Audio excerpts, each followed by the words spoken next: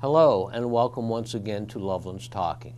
My name is Andy Hiller. I'm the Public Information Officer here for the City of Loveland, and here again this month, as I am, and the show is almost every month, to share with you, the public, information about what's going on here with your Loveland city government. Today we are going to depart a bit from our normal format and share with you a few short videos of innovations the city has implemented in the past year or so. In fact, these innovations were so interesting and intriguing that a regional news crew, a TV station, came by and put together a special report on these City of Loveland innovations. That TV station has given us permission to share with you here locally that special report, so that will make up today's Loveland's Talking show. So here it is. Enjoy these videos about the city's innovations.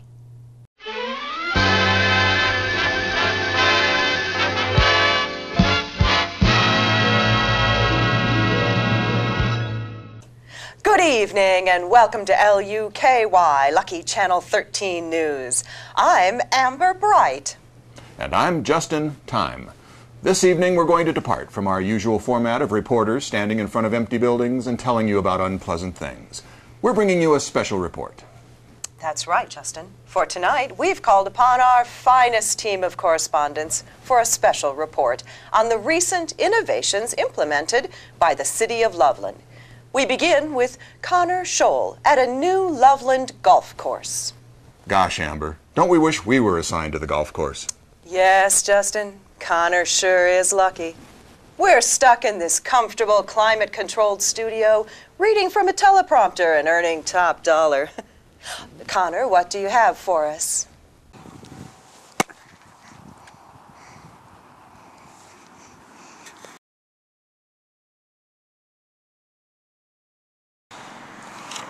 Hi, I'm Connor. I'm here at the new mini course at Cattail Creek. It's a low course, but not a putt-putt course.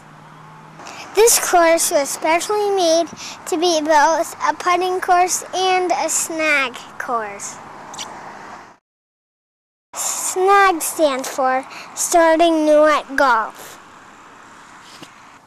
The grown-ups at the city wanted to make sure that would be fun and easy for everybody to play golf. We play snag on a real grass golf course using 2 cool clubs and a funny golf ball. The ball only goes 50 yards even if you hit it as hard as you can.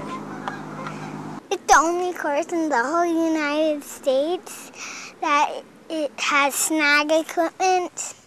It's not just for kids. Anyone who wants to play can play snag.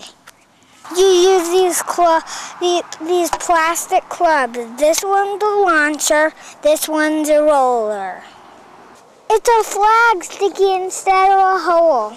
Here's how it goes on. It's really fun. Maybe it'll be as good as my dad, maybe even better.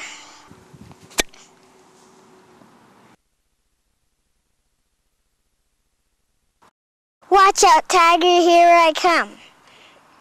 Thanks, Connor. You really aced that report. Now let's hear from Nikki at the Rialto Theater Center.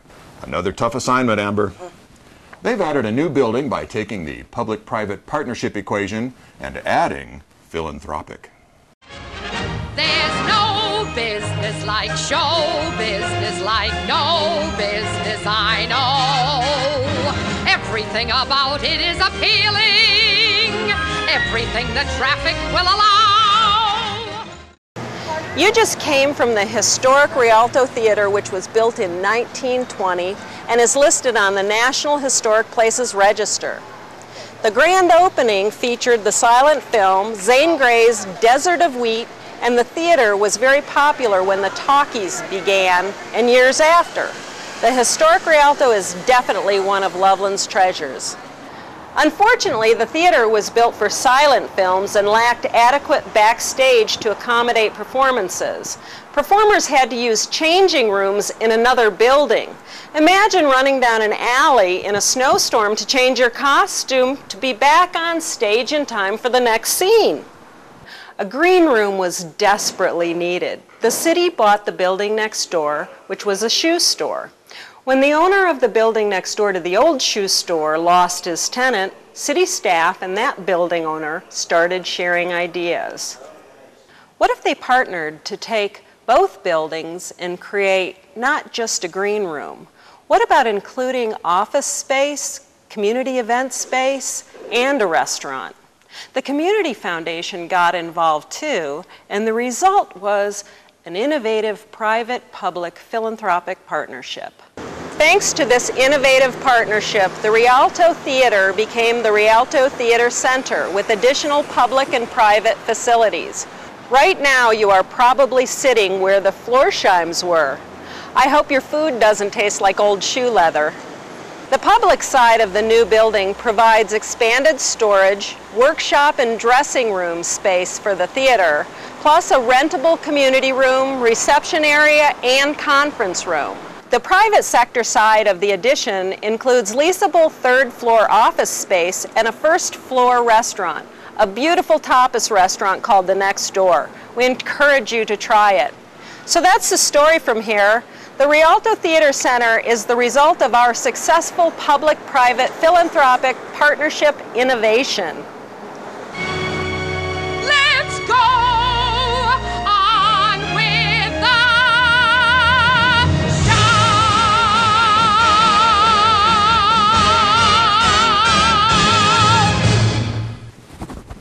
And we're back. Thanks, Nikki, for showing us what that extra P, philanthropic, can accomplish. Justin, I'm busy. You're busy. Everybody's busy. No one really likes taking a lot of time, and certainly no one likes wasting time or money. Let's learn about some significant changes made in Loveland to speed things up for developers. We'll speed things up for you, too.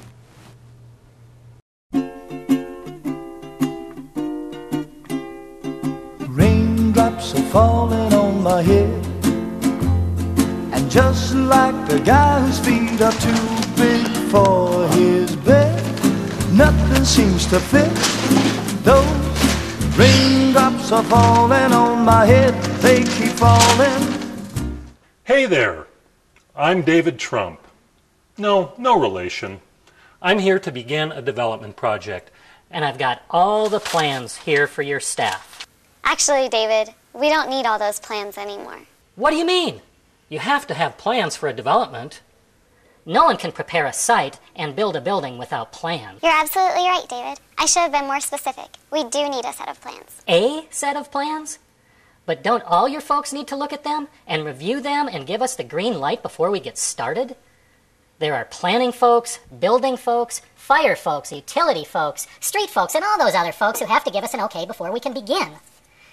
Again, I should have been more specific. All you need to do is submit one set of electronic plans.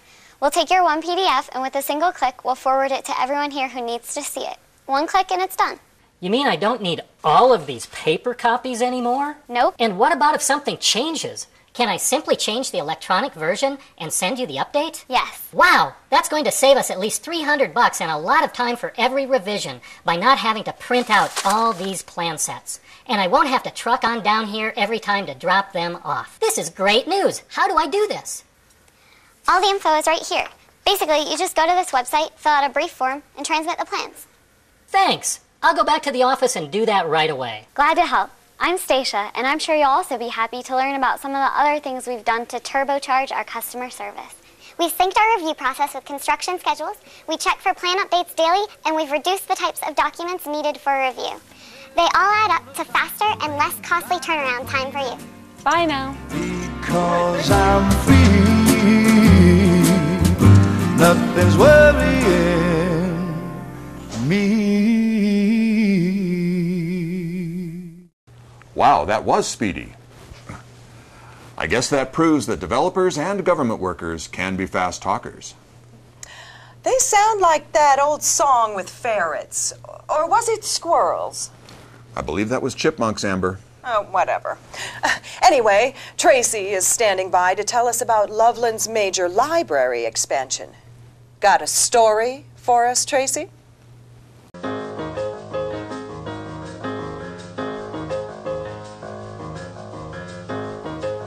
Hi kids. Today's story is about library innovation. Do you know what innovation means? It means special ways of doing things. Once upon a time, in the not-so-distant past, libraries all over the globe got bigger and better by adding books. You remember books, don't you? They were those big paper things, and you couldn't even read them in the dark. Do you like our new library? It's almost double the size, and it has lots of new things for you to do and your moms and dads. For our bigger and better library, we added lots of state-of-the-art new things and gizmos. What did we do?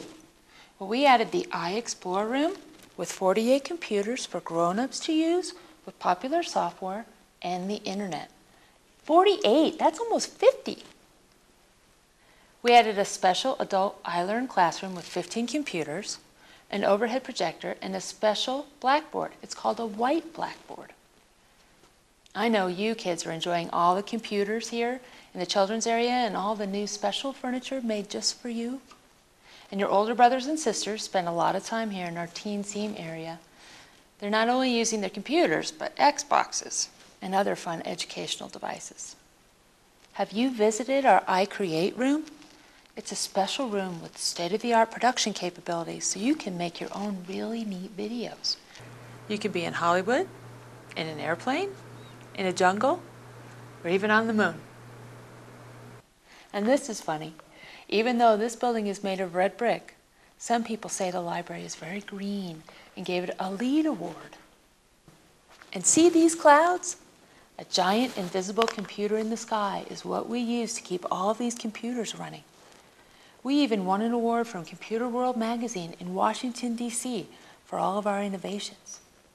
So that's today's story about innovation in the library. And yes, we even added some books too. So that's the end of story time. Bye, kids. Oh, Tracy, that was so sweet. Looks like the expanded library has something for everyone. Books and electronics working together. The library is not the only place using plenty of technology. Even Loveland's motor pool has a new electronic gadget. Us guys love cars, Amber, and gadgets too. Make my day, Beverly.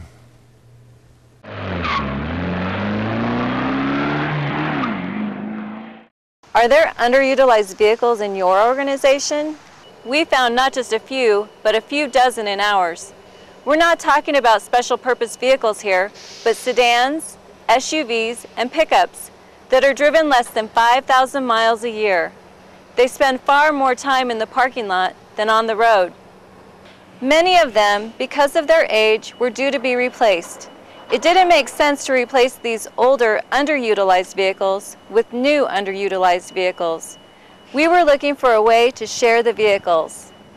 We wanted to reduce the number of vehicles, increase their use, and not have staff members have to keep track of who gets what car, when, and where the heck are the keys.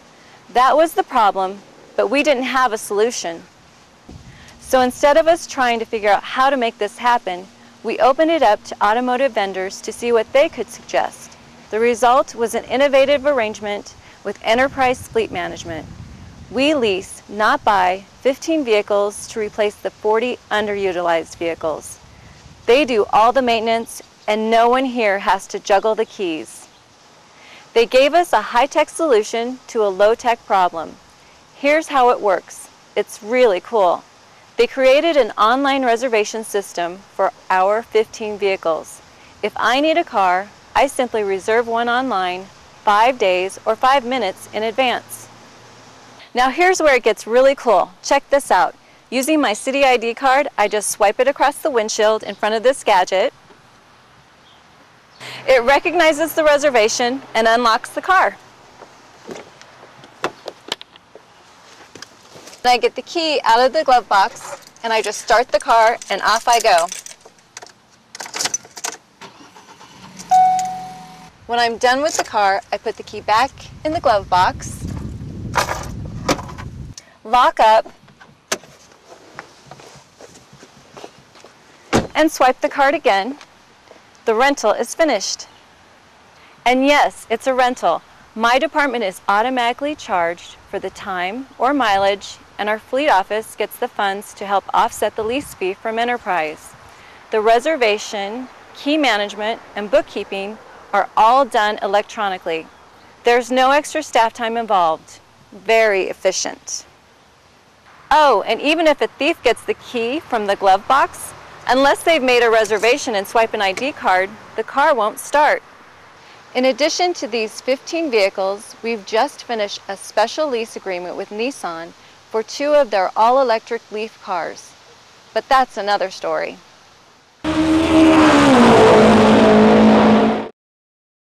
That was very interesting.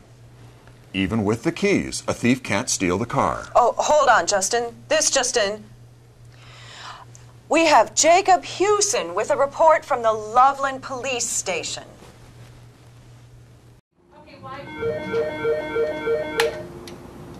911, what's the address of the emergency? Okay, what is the phone number you're calling from? Okay, tell me exactly what happened. Hi, I'm Jacob Hewson, and I'm here to give you the 411 about 911. This is the Loveland Emergency Communications Center and the Loveland Police Department. Loveland is one of the first communities in Colorado to use the innovative Internet protocol technology for public safety communications. My mom tells me that once upon a time, upgrading from a rotary dial phone to a push-button phone was a big deal in new technology. Today, phone and computer technology is coming at us faster than Usain Bolt can run 100 meters. iPhones, smartphones, Droids, iMacs, iPads, Ultrabooks, MacBooks, the list goes on and on. It changes every week, and all those devices work a bit differently. Our new systems are designed to handle emergency telephone calls, plus radio communications from police, fire, ambulance, and other emergency responders. And everything's automatically recorded. It's all done by the internet because it's based on software and the internet. Updates and improvements will be easier, more frequent, and less costly. In the future, our dispatchers will be able to receive text messages, pictures, and even videos as a 911 call. All 5 911 centers in Larimer County will be able to have similar phone systems. They'll all be able to share resources and handle each other's calls during extreme situations. The Internet Protocol system is faster, more versatile, more secure, and can handle more real-time connections and actions than before.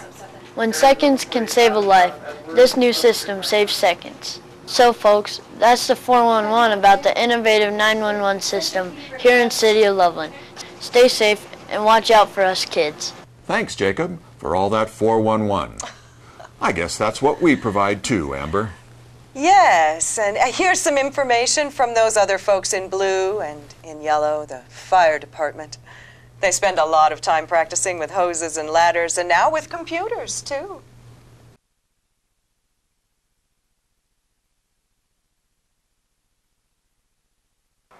Firefighters frequently practice the procedures, skills, and use of equipment for suppressing a blaze. But what about the commanders at a fire or rescue incident? They must make the strategic and tactical decisions on emergency scenes. Loveland Fire Rescue Authority has been a regional leader with an innovative classroom training program to help fire officers improve their skills in command and control and emergency scene management. The Blue Card Hazard Zone Management Program is a training and certification program designed to ensure competency in decision-making for fire officers on emergency scenes in a command system. The program involves online learning, written exams, and virtual reality. Fire officers begin with 50 hours of interactive online instruction, followed by examinations. Next comes 3 days viewing and interacting with simulated fire scenes on a computer in Loveland's specially equipped classroom. In all, the candidate is involved with more than 50 virtual fire scenarios in various management, supervisory, or command positions. The simulations even use actual buildings and locations in the candidate's jurisdiction. All of this occurs under the watchful eye and instruction of a trained and certified instructor. The National Blue Card certification is awarded after successful completion of all required command scenarios within the required demonstrated competencies. More than a dozen departments from northern Colorado and beyond have come to the Loveland facility for this training. Currently, the Loveland Fire Rescue Authority has 5 certified instructors and invites other departments to contact us and make arrangements for participation. Quality training for all levels of personnel at an emergency scene is beneficial to the responders and the public they serve.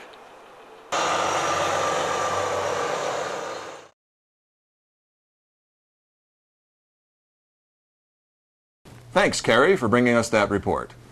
Technology plays a role everywhere these days. Well, Justin, here's another report about technology that you don't have to be a rocket scientist to understand. Or maybe you do.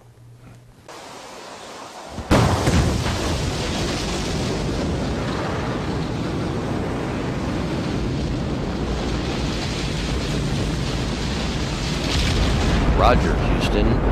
Innovation has lifted off.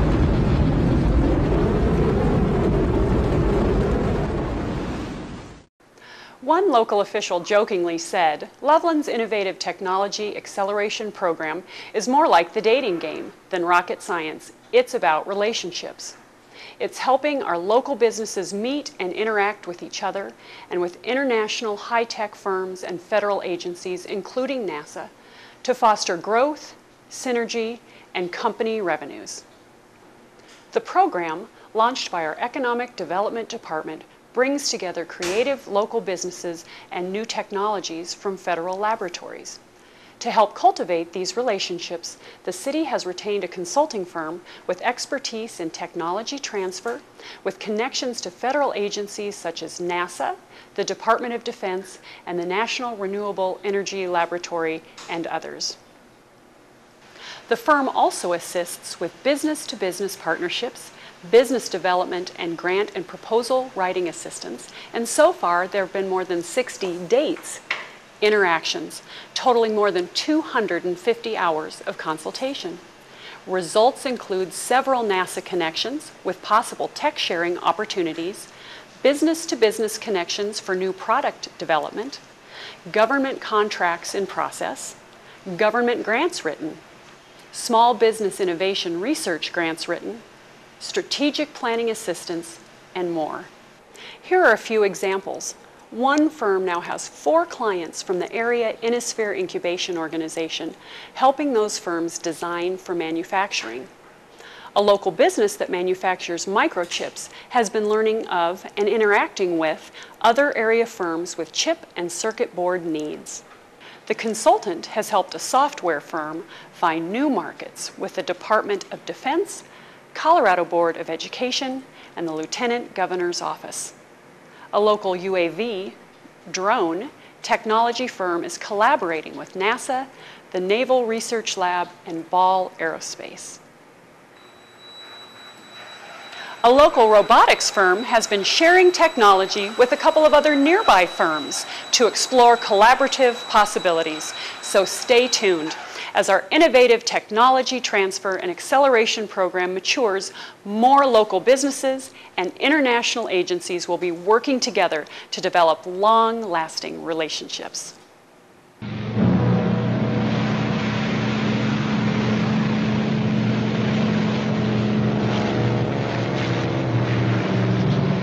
Louis, I think this is the beginning of a beautiful friendship.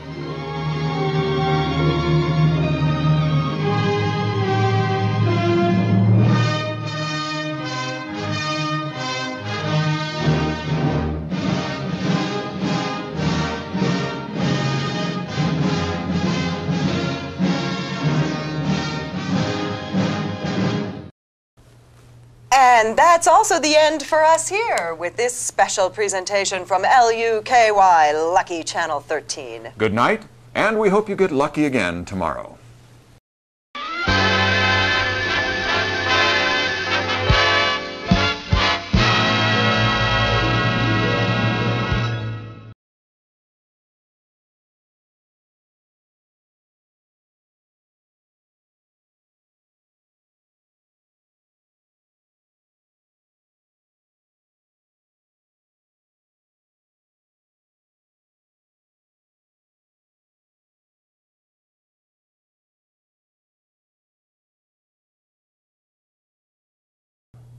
So that's the special report from LUKY TV. We hope you found it both entertaining and, more importantly, enlightening. I want to take a moment and offer thanks to the several folks, more than a dozen folks from the city who participated in these videos, both in front of and behind the camera. And I want to offer a special thank you to the newscasting team from LUKY TV. They were some non-city people who volunteered to come in and shoot this with us and spend their time. You saw Michael Robinson as Just in Time, and then Amber Bright was Nancy Patton, and finally Cindy Peak, their director behind the scenes. They are members of the Encore Theater Group that you may have seen offer shows here at the Rialto and then also in Fort Collins and Estes Park. So thank you, and especially thank you, the community, for watching Loveland's Talking this month and other months. We look forward to seeing you again next month for this show, and until then, be lucky.